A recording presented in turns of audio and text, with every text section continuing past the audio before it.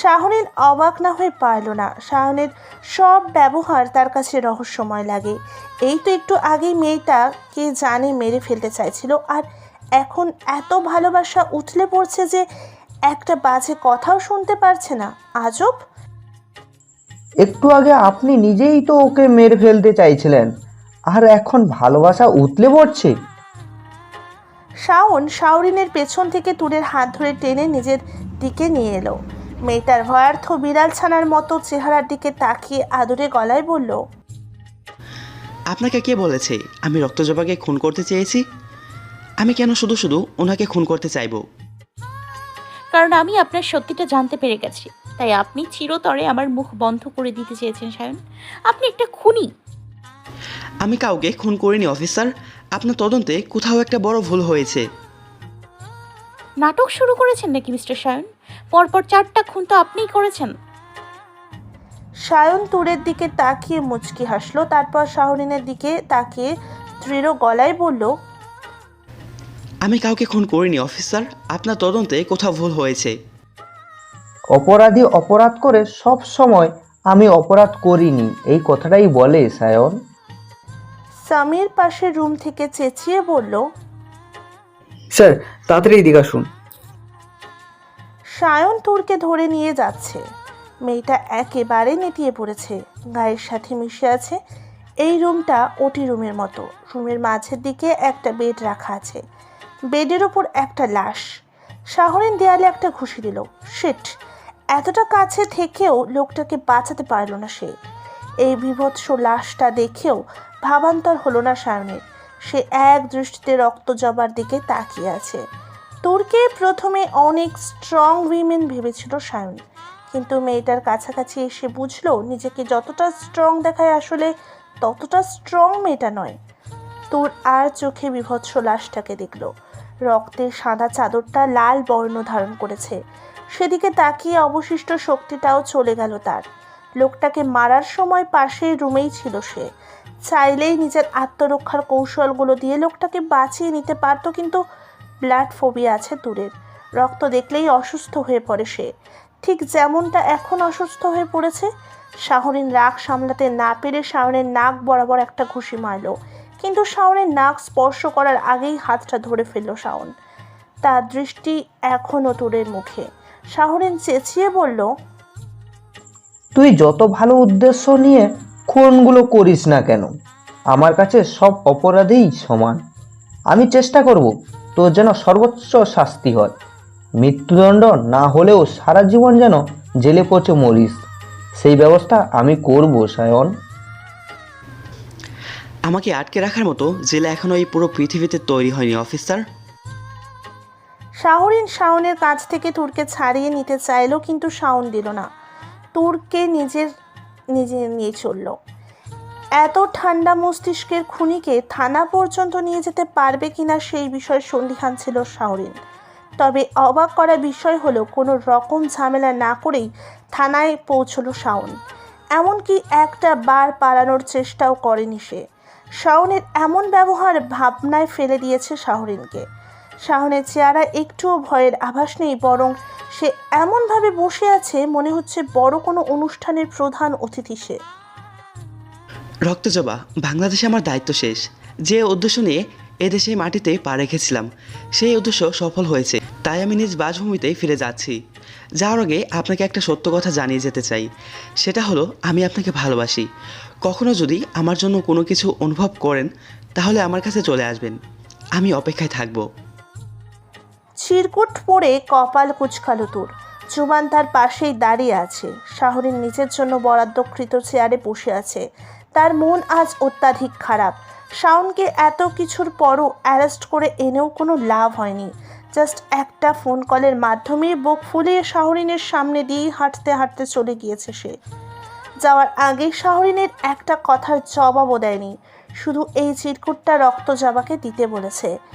সাহিরার সাথে শাওনের কি সম্পর্ক এটাও জানা হলো না। সায়ন এখন কোথায় শাহরিন? চলে গেছে। চলে গেছে মানে কি?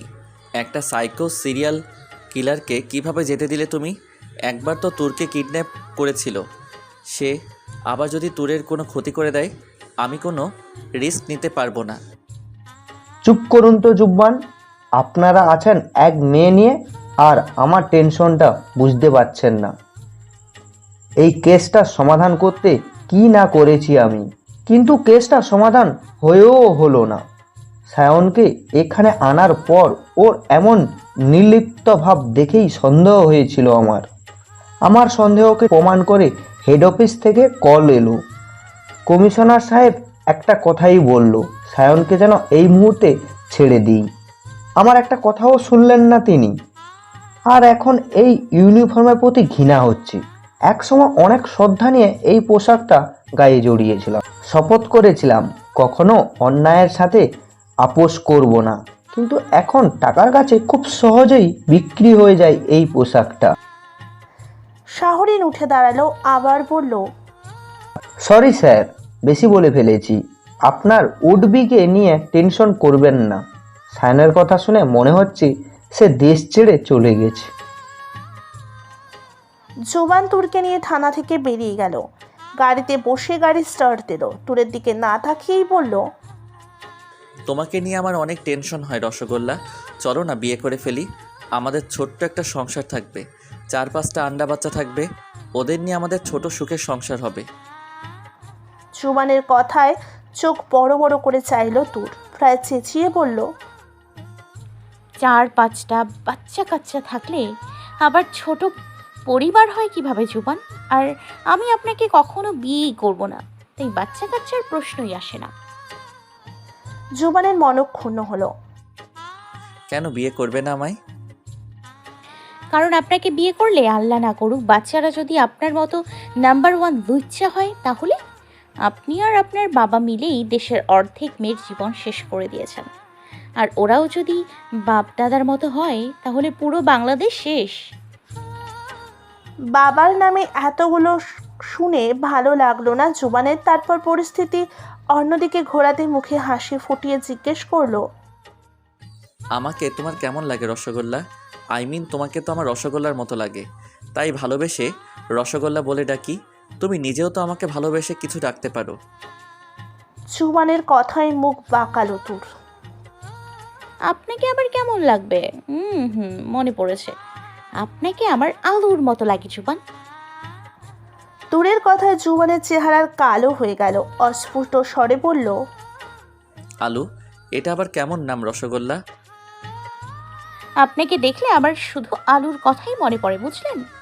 আপনার মতো আলুও একটা ক্যারেক্টারলেস সবজি, তবে আপনাকে আলু বললে আলুও লজ্জা পেয়ে যাবে। জোবান তুরকে নিজের বাড়িতে নিয়ে এসেছে মায়ের সাথে দেখা করাতে। জোবানদের বাড়িটা খুব সুন্দর, সাদা মার্বেল পাথরের। বাড়ির ভেতরে অনেক ইনডোর প্ল্যান্ট আছে। সব কিছুই তুরের পছন্দ হয়ে গেল। বাড়ির হ্যাপিং হ্যান্ডরা অবাক চোখে তুরকে দেখছে। এভাবে তাকিয়ে থাকার কারণ বুঝলো না তুর। সে জোবানের সাথে এক কোণায় একটা রুমে চলে আসলো। ভারী পর্দা ঠেলে ভেতরে প্রবেশ করলো তারা। শুভ্র বিছানায় ঘুমন্ত নারীকে দেখি তুরের একটা কথাই মনে হলো, বাড়িতে এত সুন্দর বউ থাকতে জোবানের বাবার বাইরের মহিলাদের দিকে নজর গেল কিভাবে? জোবান সোফিয়ার পাশের বিছানায় বসলো। মায়ের হাতে উল্টো পাশে চুমু খেলো সে। মা ওঠো, দেখো কাকে নিয়ে এসেছি। সোফিয়া ধীরে আঁখি পল্লব মেলে তাকালো জোবানের দিকে। জোবান ইশারায় তুরকে দেখিয়ে বলল, ও রসগোল্লা, কয়েকদিন পর আমরা বিয়ে করব। কিন্তু মা, রসগোল্লা কিছুতেই বিয়ের জন্য রাজি হচ্ছে না। তুমি একটু বলো না রাজি হয়ে যেতে, আমি ওকে অনেক ভালোবাসি মা। সোফিয়া তুরের দিকে তাকালো। হুট করেই ছটফট করতে লাগলো সে। হয়তো সুস্থ থাকলে এখন তুরকে বোঝাতো। জুবান তুরকে অ্যাপার্টমেন্টের সামনে নামিয়ে দিল। তুর চলে যাচ্ছিল, জুবান পেছন থেকে ডেকে বলল, রসগোল্লা, আমাকে একবার ভালো মানুষ হওয়ার সুযোগ দাও না প্লিজ, রাজি হয়ে যাও। তোর জবাব না দিয়ে অ্যাপার্টমেন্টের ভেতরে চলে গেল। লিফটের বাটন চেপে লিফটে প্রবেশ করে দাঁড়িয়ে রইল। সায়নের সাথে বেশিরভাগ সময় এখানেই দেখা হতো। জুবানের কথা চিন্তা করতে লাগলো সে। জুবান সত্যি ভালো হয়ে যায় তাহলে তাকে একটা সুযোগ দেওয়া উচিত, কিন্তু খারাপ কি এত সহজে ভালো হয়? এই সবটাই যদি ওর নাটক হয়ে থাকে তাহলে? তোমনা ভাব নিয়ে লিফট থেকে নিচে নামলো সে। দরজায় নক করে অনেকক্ষণ দাঁড়িয়ে রইল, কিন্তু তোয়া দরজা খুলছে না। ভাবতে ভাবতেই ফ্ল্যাটের নাম্বারের দিকে তাকালো সে। Flat number 6A। আবারও সায়নের দরজায় এসে কড়া নেড়েছে। ভাবতেই বিরক্ত বোধ হলো সে। বারবার একই ভুল। ফিরে আসার সময় দরজা বন্ধ দিকে তাকালো সে। রুমে আলো জ্বলছে না, হয়তো আর কখনোই সায়নের সাথে দেখা হবে না তার। শাহরিনের কোনো কাজেই মন বসছে না। শাওনের চলে যাওয়াটা কিছুতেই মেনে নিতে পারছে না সে। সব কিছু এত স্বাভাবিক কিভাবে? হঠাৎ শাওরিনের মনে হচ্ছে খুনগুলো শাওন করেনি, অন্য কেউ করেছে। শাওনের কথাই ঠিক, তার তদন্তে কিছু একটা ভুল হয়েছে, কিছু তো মিস করে গেছে সে। কাল সকালেই সাহিরার ভার্সিটিতে খোঁজ নিতে যাবে সে। সাহিরাকে কেন খুন করা হয়েছিল, আর ওর বাচ্চার বাবাই বা কে? শায়নের সাথে সাহিরার কী সম্পর্ক? এই সবগুলো প্রশ্ন মাথার মধ্যে গিজগিজ করছে। কোনো কাজেই মন বসাতে পারছে না সে।